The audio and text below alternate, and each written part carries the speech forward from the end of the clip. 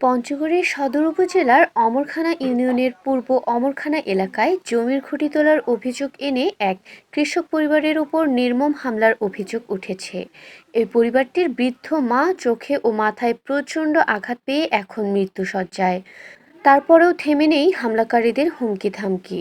বুধবার বিকেলে নিজ বাড়িতে সংবাদ সম্মেলন করে এসব কথা জানান ভুক্তভোগী পরিবারটি। এ সময় অমরখানা ইউনিয়নের চেয়ারম্যান নুরুজ্জামান নুরু সহ ওই এলাকায় শতাধিক মানুষ উপস্থিত ছিলেন।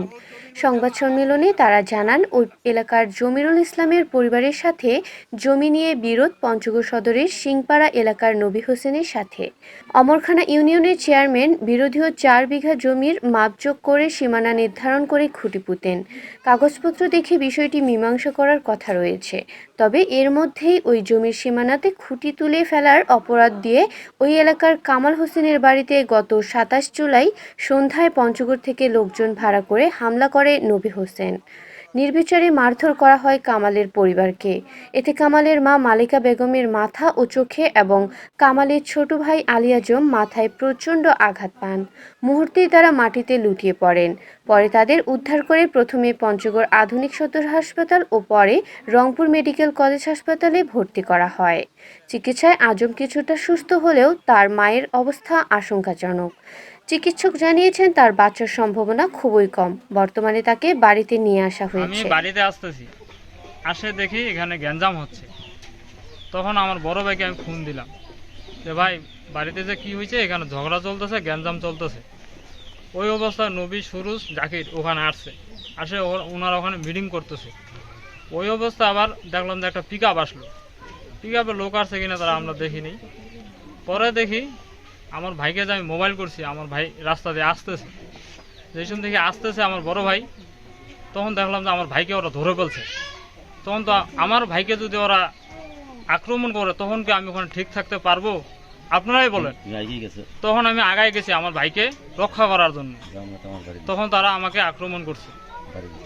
আমি এতটুকুই বলতে পারি, যে সময় আমার মাথা ফাটে গেছে তখন আমি বাড়িতে আসছি, এই রাস্তায় আসে বলছি আমাকে একটা তেনা দাও, আমার মাথা ফাটে গেছে। তখন কোন মহিলা জানে আমাকে তেনা দিছে, গামছা দিছে, একটা গামছা অবস্থা দেখছে, আমি নিজেই বাঁধছি।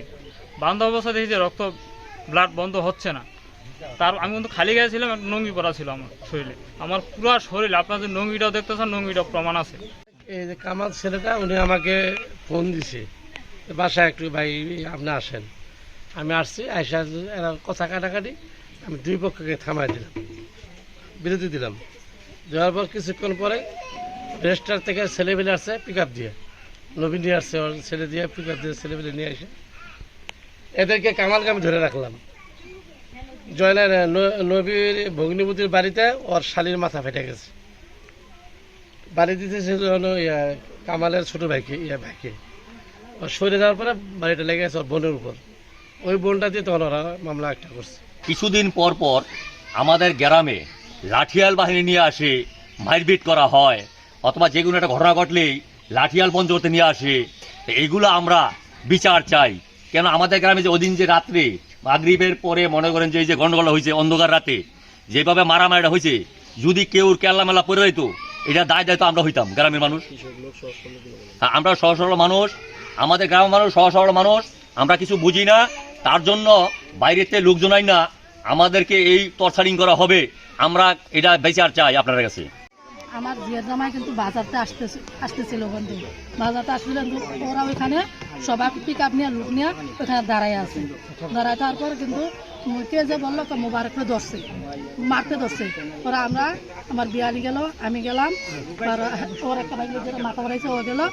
যাওয়ার পরে দেখি আমার বিয়ানি করে রয়েছে, আর যে বাড়িটা কামাল নবীর বোনের মাথায় পড়ছে, ওই বাড়িটা কিন্তু আমার মাথায় লাগতো, কিন্তু আমাকে যে ধাক্কা দিয়ে ফালাই দিছে। ফলে ওই বাড়িটা হাজারে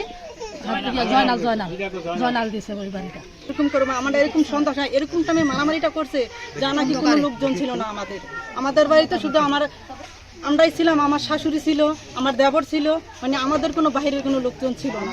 ওরা হুট করে পিক আপ ভরে মানুষ নিয়ে আসে, ওদের আত্মীয় স্বজন জমাট করে ওখানে ওরা হুট করে আমার দেবর করে রাস্তায় ধরে ওরা গণপিটানি শুরু করলো। এ বিষয়ে নূরনবীর মুঠোফোনে কল করা হলেই তার জামাই আনিসুর রহমান রিসিভ করেন। তিনি জানান তার শ্বশুর নূরনবী বাসায় ফোন রেখে কোথায় গেছেন তিনি জানেন না, কবে আসবেন কখন আসবেন তাও তিনি জানেন না বলে জানান। অমরখানা ইউনিয়নের চেয়ারম্যান নুরুজ্জামান নুরু বলেন, বিনা দোষে অমানবিকভাবে লোকজন নিয়ে এই পরিবারটির উপর হামলা করেছে নবী হোসেন। এটি কোনোভাবেই গ্রহণযোগ্য না। তার সাথে কোনো বিরোধ নেই, কি আক্রোশে তাদের উপর হামলা করা হলো আমি ঠিক বুঝতে পারছি না। সাথে যে মারামারিটা হইলো কেন, কারণটা কি, এটা আজ অবধি পর্যন্ত আমরা কুল কিনারা খুঁজে পাইনি। এখন কামালের মাও ইফেক্টেড হয়েছে, ওর বোনবের নবীর বোনও একজন ইফেক্টেড, সেটাই হয়েছে মাথার। এর মারও চোখে লাগতে আঘাত, রংপুর গেছিল। কামালের সাথে মারামারিটা করা যে নবী করেছে, এটা একটা নেহাত অন্যায় কাজ করেছে।